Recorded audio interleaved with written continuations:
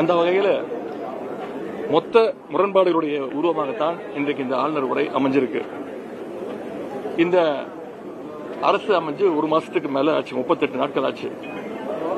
இவங்களுக்குன்னு சொல்றதுக்கு சாதனைகள் எதுவுமே இல்லை. இவங்க சொல்றது அறிவிக்கிறது எல்லாமே எங்களுடைய திராவிட மாடல் அரசினுடைய திட்டங்கள் தான், அதனுடைய நீட்சி தான்.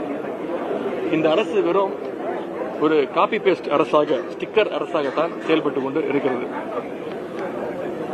ஆட்சிக்கு வருவதற்கு முன்பு தேர்தல் வாக்குறுதியில பல்வேறு திட்டங்களை இவங்க சொல்லியிருக்கிறாங்க.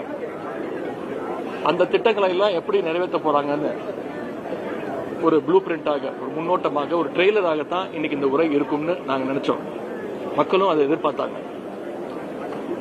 ஆனா இவங்களுடைய அறிவிப்புகளை எப்படி நிறைவேற்ற போறாங்கன்னு, எதிர்காலத்தில் ஒவ்வொரு திட்டத்தையும் எந்த காலத்தில் நிறைவேற்ற போறாங்கன்னு இந்த ஆளுநர் உரையில இடம்பெறும்னு நாங்கெல்லாம் நினைச்சோம். மிகுந்த ஏமாற்றம் அளிக்கின்றது.